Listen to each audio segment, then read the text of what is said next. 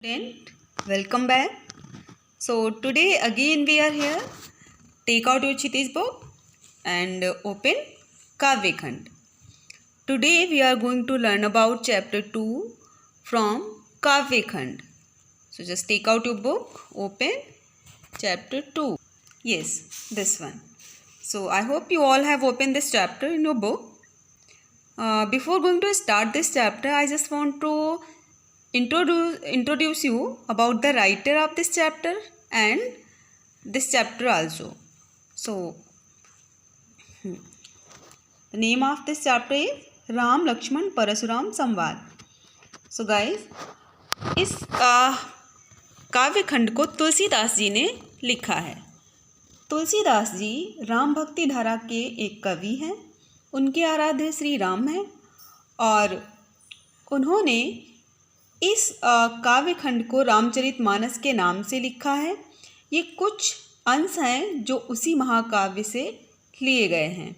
ठीक है, ये उसका एक अंश है और इसको अवधी भाषा में लिखा गया है. इसमें वीर रस और रौद्र रस का प्रयोग भी हुआ है. अलंकार की बात करें तो इसमें उपमा, उत्प्रेक्षा, रूपक और पुनरोक्ति प्रकाश अलंकारों का प्रयोग हुआ है. ठीक है, सो ये था इस चैप्टर का परिचय. थोड़ा सा तुलसीदास जी के बारे में समझ लेते हैं. तुलसीदास जी का जन्म उत्तर प्रदेश के बांद्रा ज़िले में हुआ. बांद्रा ज़िले में इनका जन्म 1532 ईस्वी में माना जाता है. इनकी मृत्यु काशी में 1623 ईस्वी में हुई. इन्होंने कवितावली, गीतावली और रामचरितमानस महाकाव्यों की रचना की है. इनका अवधी भाषा के साथ साथ ब्रज भाषा पर भी अच्छा ज्ञान था. इनको अच्छा ज्ञान था इन भाषाओं का. सो देखते हैं now. So we are going to start this paragraph. So guys, today I will complete only first paragraph, but you all have to pay attention deeply because this language is Avadhi, and until you will not pay attention you can't understood this properly. So let's begin it. मैं पहले आपको इस दृश्य का वर्णन कर देती हूँ. ये दृश्य सीता के स्वयंवर का है. जनक के महल में सीता का स्वयंवर रचाया गया है. जब श्री राम परशुराम जी के द्वारा दिए गए शिव धनुष को तोड़ देते हैं और इस बात का ज्ञान जैसे ही परशुराम जी को होता है वो काफ़ी क्रोधित होते हैं और सभा में उपस्थित हो जाते हैं. परशुराम कहा जाता है परशुराम जी भी राम के ही वंशज माने जाते हैं, भृगुकुल वंशज हैं और इनके क्रोध से समस्त संसार विदित है. अर्थात समस्त संसार को इनके क्रोध का ज्ञान है. ये बहुत ही क्रोधी हैं और इनके क्रोध से अब सभा में उपस्थित सभी लोग भयभीत हो उठते हैं.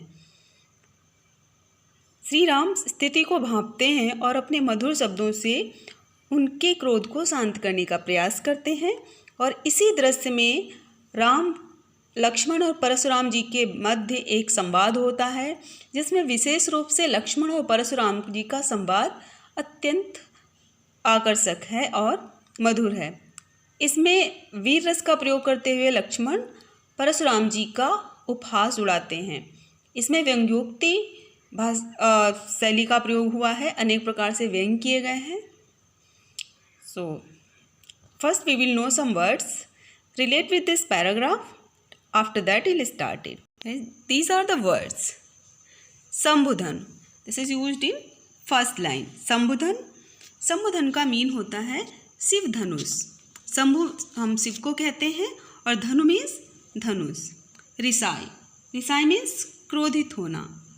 अरिकरणी, अरि हम शत्रु को कहते हैं. करनी मीन्स कार्य, तो जो शत्रुता का कार्य हो. रिपु शत्रु को कहते हैं. बिलगाओ अर्थात अलग होना. अवमाने अपमान करना. गोसाई ब्राह्मण को कहते हैं. भृगुकुल केतु, भृगुकुल के सूर्य अर्थात जो भृगुकुल के सूर्य हैं परशुराम जी. विदित जानता है. सकल संपूर्ण सारे लोग. ठीक है. So now let's know about the paragraph. नाथ संबुधन भंजनिहारा होई ही क्योविक दास तुम्हारा. आए सो काह कही किन मोही, सुनि रिसाई बोले मुनि कोही। तो पहले हम इन दो पंक्तियों को समझते हैं। हे प्रभु, इस शिव के धनुष को तोड़ने वाला, शिव धनुष, शिव जी का धनुष, भंजनिहारा मतलब तोड़ने वाला। तो हे प्रभु, इस शिव के धनुष को तोड़ने वाला होई ही क्यों एक दास तुम्हारा, कोई आपका एक दास ही होगा। ये श्री राम जी कहते हैं परशुराम जी के क्रोध को शांत करने के लिए कि हे प्रभु, जिसने इस शिव धनुष को तोड़ा होगा वो अवश्य आपका ही कोई दास होगा। आय सो काह कही किन मोही, अर्थात आप जो भी आज्ञा है वो मुझसे कहिए, अर्थात कहिए मेरे लिए क्या आज्ञा है। सुनि रिसाई बोले मुनि कोही, और ये सुनकर जो क्रोधी मुनि हैं वो और क्रोधित हो जाते हैं और कहते हैं, सेवक को सो जो करे सेवकाई, अर्थात जो सेवक होता है वो सेवा का कार्य करता है। आरी करनी करी करिए लड़ाई, किंतु जो शत्रुता का कार्य करे उससे तो युद्ध ही किया जाता है। तो परशुराम जी कहते हैं कि यदि वह सेवक होता तो सेवा का कार्य करता, किंतु उसने तो शत्रुता का कार्य किया है शिव धनुष को तोड़कर, इसलिए उसके साथ तो युद्ध ही किया जाएगा। सुनो राम हे शिव धनु तोड़ा, हे राम सुनो जिसने भी ये शिव धनुष तोड़ा है। सहस्र बाहु सम सो रिपु मोरा, वो सहस्त्र बाहु की समान ही मेरा शत्रु है। अर्थात यहाँ पे परशुराम जी ने अपने सबसे बड़े शत्रु सहस्त्र बाहु का वर्णन किया है, उसकी ओर संकेत करते हुए कहा है।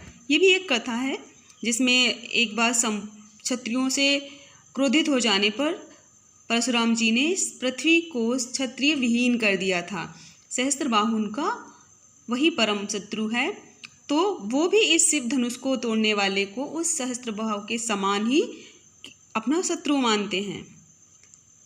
नेक्स्ट लाइन, सो बिलगाओ बिहाई समाजा, अर्थात वो मेरा सहस्त्रबाहु के समान शत्रु है और इसलिए उसे इस समाज अर्थात सभा से तुरंत अलग कर दिया जाए।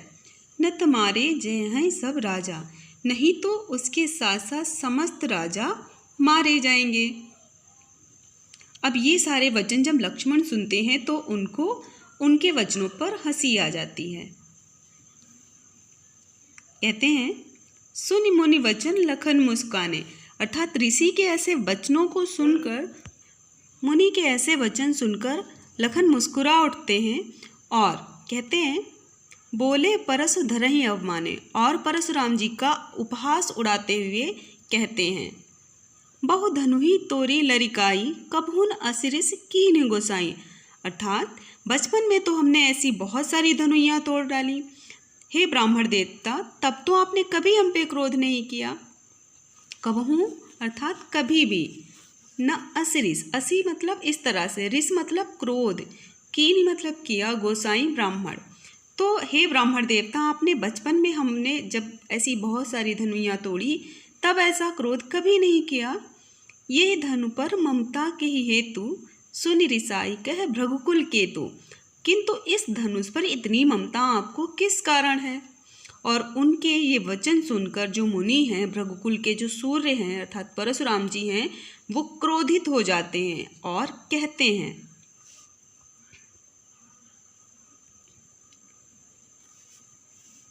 रे नृप बालक काल बस बोलत तोहि न संभार, धनुहि सम त्रिपुरारि धन विदित सकल संसार। हे राजपुत्र, हे राजकुमार, काल के वश में होने के कारण तू संभल कर नहीं बोल रहा है।